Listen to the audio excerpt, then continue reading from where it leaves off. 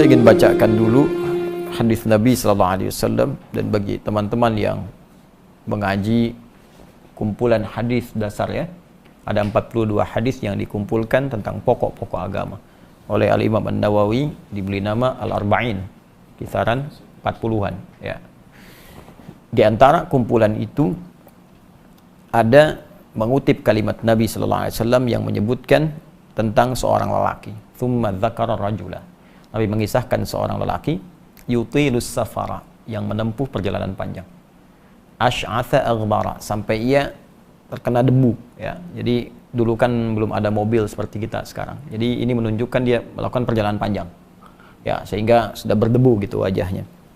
Kemudian yamuddu yadayhi ilas sama, dia mengangkat tangannya ke langit. Ya, fayaqulu ya Rabb, ya Rabb. Dan dia mulai membuka doanya dengan menyebut al-asmaul husna. Ya Rabb, ya Rabb. 3 perbuatan ini seharusnya cepat mengabulkan doa. Karena memenuhi 3 unsur cepatnya doa dikabulkan. 1, doa yang dipanjatkan dalam perjalanan jauh itu cepat dikabulkan oleh Allah Subhanahu wa taala. Apalagi perjalanan menuju tempat yang baik untuk mengerjakan perbuatan baik. Ya, misal umrah, ya, haji di pesawat, banyak berdoa, banyak tobat. Perjalanan ke majlis ilmu, ya, banyak berdoa, itu cepat dikabulkan. Bahkan khusus untuk majlis ilmu itu langsung ada hadisnya di Ibnu Majah itu, ya, nomor hadis 233, ya, dari sahabat Abu Darda. Ya, Nabi SAW menyampaikan, man salaka tariqan yaltamisu fihi ilma sahalallahu lahu tariqan ilal jannah, ya, wa innal malaikata la tadau ajnihataha ridan li talibil ilmi. Ya, orang yang menempuh perjalanan untuk menuntut pengetahuan walaupun sedikit, itu akan dihitung oleh Allah untuk memudahkan langkah ia ke surga. Dan kalau penuntut ilmu ini mengetahui, sejak dia mulai berangkat, malaikat membentangkan sayapnya, memberikan ridha kepadanya. Di antara makna ridha itu adalah mengaminkan doanya. Ya, bahkan hatal hitan allati fil bihar, sampai ikan-ikan yang di laut itu pun memohonkan ampunan kalau kita mengetahui. Hadis selesai. Ya, jadi ini perjalanan panjang. Yang kedua, hadis tentang mengangkat tangan seperti ini. Ya, jadi semakin kita ingin memohon, mengangkat tangan, jadi menyatukan seperti ini. 2, ya, begini ya. Nanti kalau semakin tinggi lagi seperti istisqa, semakin tinggi. Nah, ini ada hadis mengatakan ketika seorang mengangkat tangan, itu doanya lebih cepat dikabulkan oleh Allah dibandingkan dengan yang diam. Ya. Innallaha hayyun karimun. Ya, sungguh Allah itu punya sifat malu yang dalam dan sangat mulia. Dan akan merasa malu jika seorang hamba mengangkat tangannya dengan berdoa lantas tidak mengabulkannya. Ini kalimat ini muncul dari Nabi ketika seorang bertanya begini, ya Rasulullah, kalau saya mengangkat tangan berdoa dikabulkan nggak? Ya, terus kata Nabi begini, bagaimana kalau ada di antaramu meminta kepadamu dengan mengangkat tangannya? Kira-kira bagaimana? Ya, saya minta, Pak, tolong Pak. Kata orang tadi, sahabat tadi, ya saya malu kalau nggak ngasih. Maka kata Nabi, Allah punya sifat maha malu dan lebih mulia, maka akan sangat merasa lebih malu kalau ada hamba bermohon tapi nggak diberikan, dengan mengangkat tangan nggak diberikan. 2. 3, al-asmaul husna. Orang yang berdoa dengan memulai al-asmaul husna akan lebih cepat dikabulkan doanya dibandingkan dengan yang tidak menyebutkannya. Bahkan diperintah ya, di Quran surah ke-17 ayat 110. Qulid Allah awid ar-Rahman ayyamma tad'u falahul asmaul husna. Kalau engkau punya permohonan, sebut nama Allah atau sebut namanya Ar-Rahman, atau bahkan pilih di antara nama Allah yang terbaik sesuai dengan kebutuhan kita. Butuh rizki, sebut ya Allah ya Razzaq. Ya, butuh ilmu, mau belajar ya Allah ya Alim. Ya, kita bacakan. Nabi Zakaria membaca bermohon kepada Allah dengan menyebutkan dulu nama al-asmaul husna. Minta keturunan, padahal divonis beliau sudah sepuh, rambut memutih, fisik letih, istri divonis secara klinis mandul dan menopause. Memohon kepada Allah diabadikan di Quran surah ketiga ayat 38.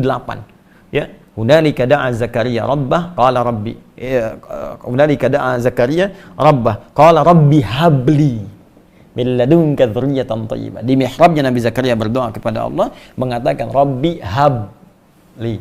Dari kata Al-Wahhab. Pemberi tanpa batas. Ya Allah, mereka mengatakan, aku punya keterbatasan, mohon engkau yang merawatku, yang tahu kebutuhanku, engkau memberi tanpa batas. Maka tunjukkan kepada mereka dengan sifat yang tak ada batasnya, anugerahkan hamba keturunan. Dikabulkan. Innaka sami'ud du'a. Orang tadi melakukan ketiganya, menempuh jalan jauh, ngangkat tangan, dan menyebut al-asmaul husna. Harusnya 3 kali lebih cepat dikabulkan dari orang biasa. Apa jawab Nabi? Anna yustajabu lidzalik. Doanya mustahil dijawab, kata Nabi. Nggak bisa dijawab. Bingung sahabat, kok bisa? Ya, apa jawab Nabi? Famat'amu haram, makanannya haram. Mashrabu haram, minumannya haram. Ya, malbasu haram, pakaiannya haram. Wa ghudhiya biharamin, dan dia mendapatkan pokok-pokok hidup yang haram. Perlengkapan hidupnya haram. Jadi begini, kalau biasanya kalau kita mau minum ada gelas ya. Nah, ini anggap aja gelas nih. Jadi kita mau minum. Jadi kalau seorang berbuat dosa menggunakan yang haram, ya dari makan haram segala haram, ini gelasnya ketutup nih begini. Ya. Kalau ketutup, semakin banyak yang haramnya, semakin keras tutupnya. Kalau ketutup seperti ini, bukankah kita mau masukkan apa aja susah begini? Nah, jadi bukan Allah nggak mengabulkan doanya, cuma karena ketutup begini mental. Sedangkan sifat doa itu kalau diminta kan pasti dikabul. Ya, di Quran surah kedua ayat 186. Ya, wa idza sa'alaka 'ibadi 'anni fa inni qarib. Ya. Muhammad sampaikan pada hamba-Ku kalau mereka mencari-cari aku, katakan enggak usah dicari, aku dekat. Saya tanya, apa motif hamba kalau nyari Allah? Cuma 2. Kalau nggak tobat, mau minta doa. Rata-rata begitu. Umumnya demikian. Kalau dia mencari Allah tuh kalau bukan karena ingin taubat, ingin minta sesuatu. Karena itu langsung dijawab oleh Allah di kalimat berikutnya. Ya, ujibu da'watad da'i idza da'an. Sampai kapanpun hamba-Ku berdoa kepadaku, pasti aku kabulkan. Kalau bukan sekarang, nanti saat dia siap. Atau aku ganti dengan apa yang ia butuhkan, dengan apa yang dia inginkan.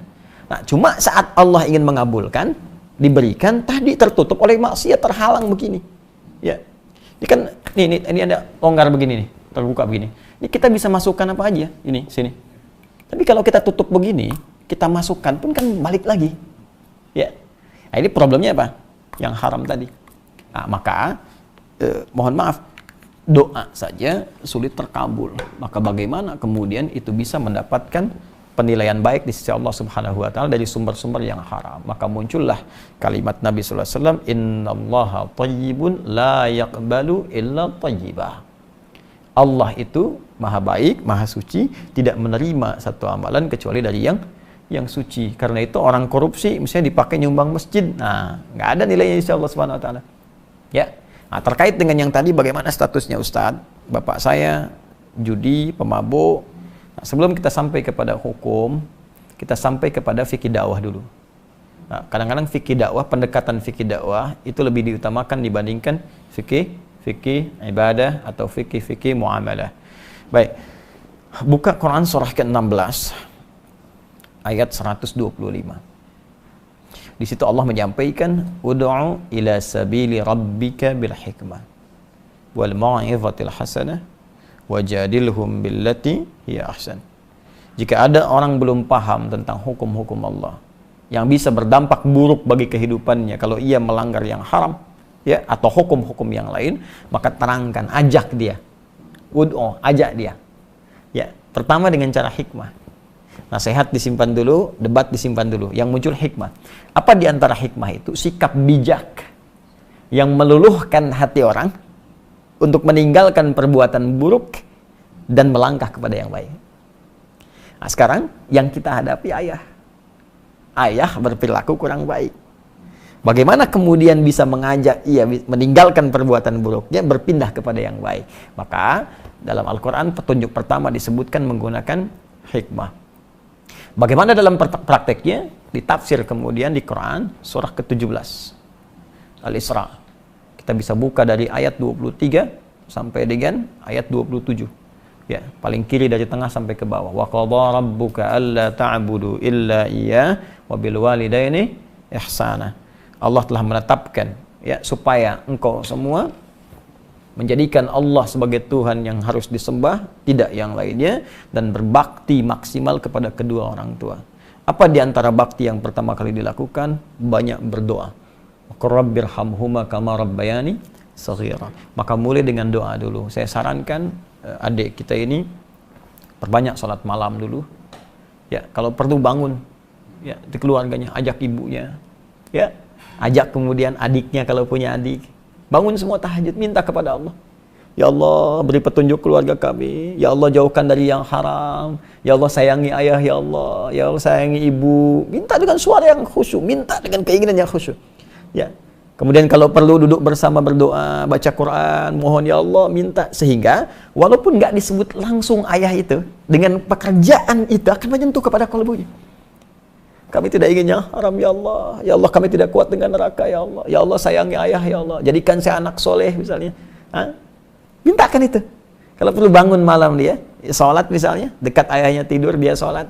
Terus dia minta kepada Allah dengan kalimat-kalimat tadi. Ya Allah, sayangi ayah saya ya Allah. Kuatkan ayah saya untuk mencari nafkah ya Allah. Jangan pisahkan kami di akhirat. Ya Allah, aku ingin jadi anak baik. Berbakti bagi ayah ya Allah. Berbakti bagi ibu. Minta. Itu insya Allah ketika dikerjakan dengan hikmah demikian, akan ada hunjaman pada jiwanya yang paling dalam, dan dengan cepat insya Allah akan meninggalkan perbuatan yang dimaksudkan. Itu fikih dakwah yang dipraktekkan dulu.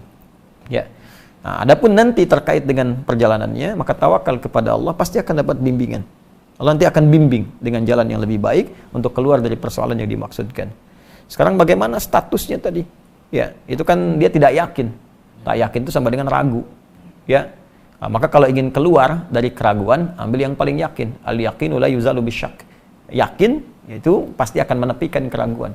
Nah, kalau bacaan Quran yang ia bacakan, bacaannya benar. Ya, tapi kalau benar mushafnya dari hasil uang judi dari bapaknya, maka pekerjaan bapaknya haram untuk menghasilkan itu. Ya. Jadi kalau status bacaan dia, bacaannya benar. Cuman hasil yang dia dapatkan dari situ, ya, didapatkan dari hasil yang haram. Jadi bapaknya bermaksiat dari situ, anaknya dia mendapatkan pahala dari bacaannya. Ya, dari bacaannya. Bapaknya berdosa memberikan nilai itu. Cuman kalau anaknya ridho dengan pemberiannya itu, maka anak ikut dosa di situ. Ya, jadi misal gini, dikasih mushaf nih. Dia tahu ini, ya, ini mushaf benar. Tapi dari hasil judi misalnya, dia ridho dengan ini. Gambaran ridhonya ridho dari hasil dari bapaknya, sedangkan bapaknya berjudi, maka bacaan yang dibacakan tidak melahirkan pahala. Ya. Ya, kalau dia terima misalnya dia dapat nih, dia masih ragu, ya, maka ambil keyakinan. Saya yakin, insya Allah yang ini halal. Ya, tidak mungkin masih ada titik dari bapak saya nggak membeli yang ini dari yang haram. Insya Allah yang ini halal. Baca saja, berpahala dia. Ya. Walaupun mungkin pada hakikatnya dia nggak tahu, mungkin ada bagian dari uang itu masuk, maka bacaannya tetap berpahala. Bapak yang berdosa di sini. Jelas? Paham ya? Baik. Jadi lakukan seperti yang tadi dulu, dan semoga Allah memberikan jalan keluar yang terbaik insya Allah.